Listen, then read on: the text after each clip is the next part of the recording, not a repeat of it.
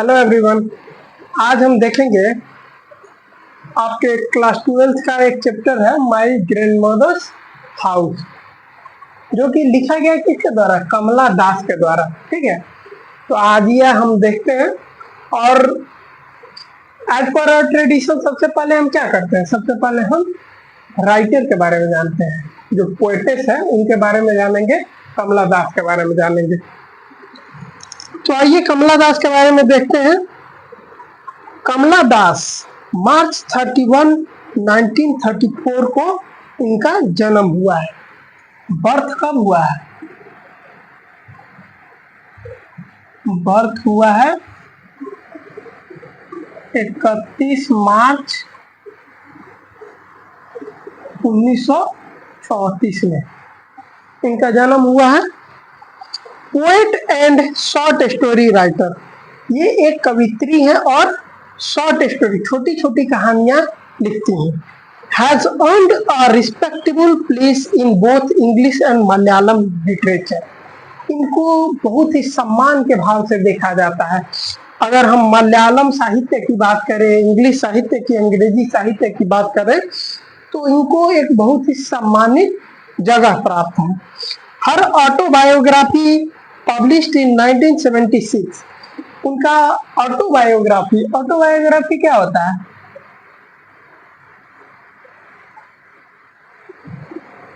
Autobiography का मतलब होता है आत्मकथा।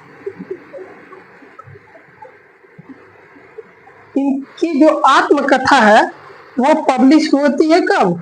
1976 में। क्रिएटेड क्वाइट अ स्टीर, देखिए क्रिएटेड क्वाइट अ स्टीर जो है ना, क्रिएटेड क्वाइट अ स्टीर का मतलब होता है हलचल पैदा कर देने वाला। क्वाइट अ स्टीर, इसका मतलब आप लोग लिख लीजिएगा, हलचल पैदा करने वाला। इनकी आत्मकथा जब पब्लिश होती है तो हलचल पैदा हो जाता है। इन 1984 में क्या होता है? She was short listed for the Nobel prize for literature. आप लोग जानते होंगे कि नोबेल प्राइज विभिन्न क्षेत्रों में दिया जाता है। साइंस के क्षेत्र में फिजिक्स, केमिस्ट्री, बायोलॉजी, तीनों में दिया जाता है। उसके बाद लिटरेचर में दिया जाता है और भी बहुत सारे क्षेत्र में दिया जाता है। तो लिटरेचर साहित्य के लिए इनको शॉर्टलिस्ट किया गया, नोबेल प्राइज प्राप्त करने वालों की श्रेणी में रखा गया। हर important volumes of verse in English include, अब कुछ इनके इम्पोर्टेंट कविताएं हैं, इम्पोर्टेंट वर्स पद्य हैं। वर्स का मतलब होता है पद्य या कविता। तो कुछ फेमस चीजें हैं, कुछ फेमस इनकी कविताएं हैं, जैसे समर इन कोलकाता 1963 में पब्लिश हुआ। साइरेंस 1964 में। द डिसेंडेंट, डिसेंडेंट का मतलब क्या आता है? वंशज, 1967 में पब्लिश हुआ। The old play house and other poems, और भी बहुत सारे पोएम 1973 में आते हैं। द एनामेटल पोएम्स 1985 में। Only saints know how to sing 1996 में। एंड यस अल्लाह, या अल्लाह 2001 में पब्लिश होता है। कमला दास पोएट्री प्राइमरली ऑटोबायोग्राफिकल। कमला दास की जो पोएट्री है, जो कविताएं हैं ना, वो मूल रूप से कैसी हैं? आत्मकथा के फॉर्म में, अपने खुद की स्टोरी पे लिखती हैं। And her theme is love of a lonely heart, और उनका मुख्यतः जो थीम होता है ना, वो क्या होता है? जो लोनली हार्ट है, अकेला जो दिल है, अकेली जो आत्मा है, उसका प्यार। Love with never ending passion, कभी न खत्म होने वाले जुनून के साथ जो प्यार शुरू होता है, ऐसे प्यार के बारे में है। लस्ट, लस्ट का मतलब होता है हवस। निगेटिव सेंस में लिया जाता है grid and hunger that never satiate, कह रही हैं कि इनकी जो कविताएं होती है, जो पद्य होते हैं, वो ग्रीड, लालच पे भी होते हैं, और हंगर, उस भूख पे होते हैं, दैट नेवर सेटिएट, लालच और भूख पे होते हैं जो कि कभी सेटिएट नहीं है। सेटिएट का मतलब होता है तृप्त, संतुष्ट।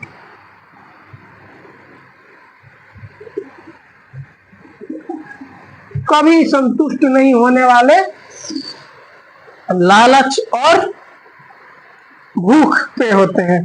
She is known for sexual adventure, उनको जाना जाता है सेक्सुअल एडवेंचर्स के लिए। इन हर राइटिंग्स, अपने राइटिंग्स में सेक्सुअल एडवेंचर के बारे में ज्यादा लिखती हैं। For her love hardly ever goes beyond sex and love, कहती है उनके लिए एक चीज है ना कि प्रेम जो है, जो प्रेम होता है ना, वो हार्डली, बहुत मुश्किल से ही जा पाता होगा सेक्स और लस्ट के बियॉन्ड, हवस और सेक्स के beyond, which even reaches the point of nausea and is reborn again and again with new vigor, जो शायद ही कभी उस चरम सीमा पर पहुंच सकता है जो कि सेक्स और लस्ट से बाहर निकल सके, और नई ताकत के साथ, वीगर, नई ताकत के साथ वो फिर शुरू होता है। Kamala Das reveals a commendable mastery of phrase and control over rhythm. Kamala Das एक प्रशंसनीय, फ्रेज की दुनिया में ना एक प्रशंसनीय, उनको समझिए कि मास्टर है, फ्रेज के लिए उनको मास्टर माना जाता है, कि फ्रेज की दुनिया में वो मास्टर है, और लय पर उनका जबरदस्त कंट्रोल है। ठीक है। The words are open painted, words को ऐसे पेंट किया, ऐसे सजाया जाता है, and the rhythm is marvellously, almost feverishly alive, और जो रिदम, जो लय है ना, उसको मार्वेलसली,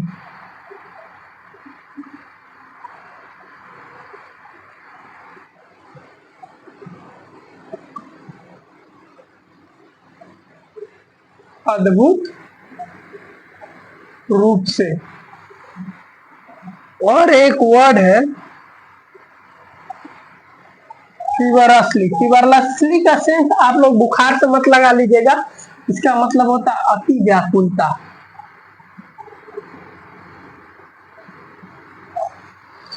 तो कह रहा है कि the words are open painted and, words को बहुत अच्छे से सजाया जाता है इनकी कविताओं में, इनके पद्य में, और रिदम, लय को अद्भुत रूप से, ऐसा लगता है कि अति व्याकुलता हो जाता है। ठीक है, वो जीवंत रहता है, अलाइव, जीवंत रहता है इनकी कविताओं में। तो आइए देखते हैं। आई होप आप लोगों ने वर्ड्स नोट कर लिए होंगे, क्योंकि without words you can not control English. चलिए अब हम लोग पोएम को स्टार्ट करेंगे और उसके वर्ड्स को देखेंगे।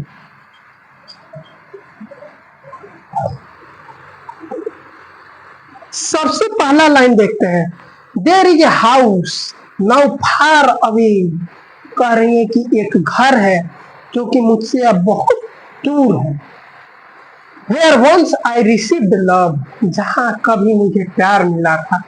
किस घर की बात कर रही है? अपने ग्रैंड मदर की, अपने दादी के घर की बात कर रही है। That woman died, अब उनकी दादी मर गई, वो मर चुकी है। The house withdrew into silence, और जो घर है ना वो एकदम सन्नाटा, एकदम सुनसान हो गया।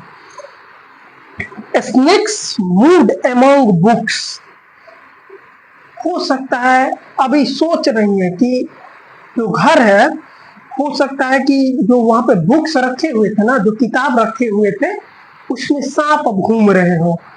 आई was then too young to read, कह रही है कि मैं बहुत छोटी थी जब वो किताब को मैं देखती थी। उस टाइम मेरी दादी रखी हुई थी, तो मैं बहुत छोटी थी पढ़ने के लिए। And my blood turned cold like moon, और कोल्ड लाइक मून का मतलब होता है ना कि एकदम शिथिल पड़ जाना, ठीक है। My blood turned cold like moon, इसका मतलब एकदम शिथिल पड़ जाना। जब मैं उस किताब के ढेर को देखती थी तो एकदम अकबक हो जाती थी, सोचती थी इतना कैसे कोई पढ़ता होगा, कैसे मैं इतना पढ़ पाऊंगी। How often I think of going, मैं प्राय ही सोचती हूँ वहां जाने के लिए। देयर, वहां जाने के लिए सोचती रहती हूँ। To peer through blind eyes of window, अब देखिए blind eyes of window, blind eyes of window, ये फ्रेज यूज किया गया है। ये जो शीशा होता है ना, आप देखे होंगे बहुत दिन तक छोड़ दीजिएगा एकदम धुंधला हो जाएगा, क्या आर पार नहीं दिखेगा। तो कह रही है कि जो खिड़की है ना उसका ब्लाइंड आई, वो मतलब एकदम धुंधला हो जाना, धुंधला हो जाना, ठीक है। खिड़की एकदम धुंधली हो, वहां मैं देखने के लिए मैं प्राय सोचती हूँ कि मैं वहां जाऊं। और just listen to the frozen air, और वहां की जो ठंडी ठंडी हवाएं हैं उनको सुनूं। हवा जब चलती है ना तो आवाज के साथ चलती है। और इन वाइल्ड डिसअपियर, और घनघोर निराशा में, वाइल्ड डिसअपियर, वाइल्ड डिस्पेयर का मतलब क्या होता है? घनघोर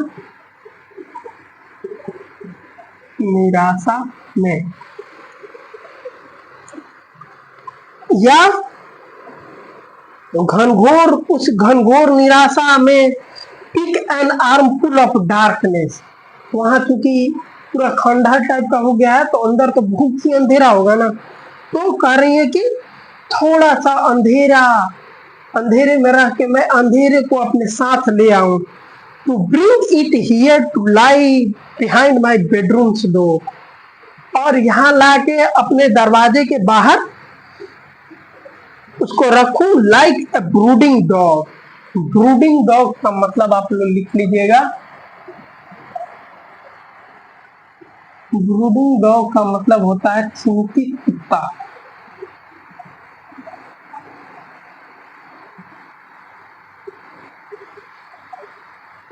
उस अंधेरे को अपने बेडरूम के डोर के बाहर ऐसे रखूं जैसे कि कोई चिंतित कुत्ता रहता है। यू कैन नॉट बिलीव, आप विश्वास नहीं करोगे darling, can you, you can not believe darling can you. अब देखिए क्वेश्चन टैग एक होता है, क्वेश्चन टैग, यहाँ पे क्वेश्चन टैग का इस्तेमाल किया गया है। You can not believe darling can you, आप विश्वास नहीं करोगे ना, आप विश्वास नहीं करोगे ना, that I lived in such a house, कि मैं वैसे घर में रहती थी, रही, and was proud and love, और मुझे गर्व होता है ये सोचकर कि मैं वैसे घर में रही जहां मुझे गर्व था और प्रेम मिला, जबरदस्त प्रेम मिला।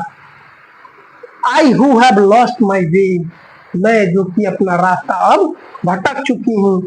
And beg now at strangers, देखिए सिंपली होता है ना कि उनकी शादी हो चुकी है, उनकी दादी मर चुकी है और वो अपने ससुराल में है, तो कह रही है कि अपने ससुराल वालों कह रही है कि स्ट्रेंजर, मैं अब अपना रास्ता भटक चुकी हूँ, मैं अपने ओरिजिनल घर से निकल के चली गई हूँ। And beg now at strangers, और उन स्ट्रेंजर्स, उन अनजान लोगों से भीख मांगती हूँ। Door to door, door to receive love, strangers door, अपने ससुराल वालों के घर को कह रही है स्ट्रेंजर्स डोर, जहां पे मैं भीख मांग रही हूँ कि मुझे प्रेम मिले, at least in A small change, हालांकि थोड़ा कम मिले लेकिन मैं भीख मांग रही हूँ कि मुझे प्रेम मिले। आई होप आपको अच्छा लगा होगा, और अगर वीडियो अच्छा लगा हुआ है तो आप लोग लाइक करिए, सब्सक्राइब करिए, और ऐसे ही मुझे फॉलो करते रहिए ताकि हम लोग एक सीरीज कंप्लीट कर सकें जो कि टोटल आपके 12th 11th 9th 10th तब टोटल लिटरेचर हम लोग कवर कर सके। और जो भी कुछ आपको प्रॉब्लम हो आप कमेंट सेक्शन में अपना क्वेश्चन डालिए और उसका आंसर दिया जाए। Thank you.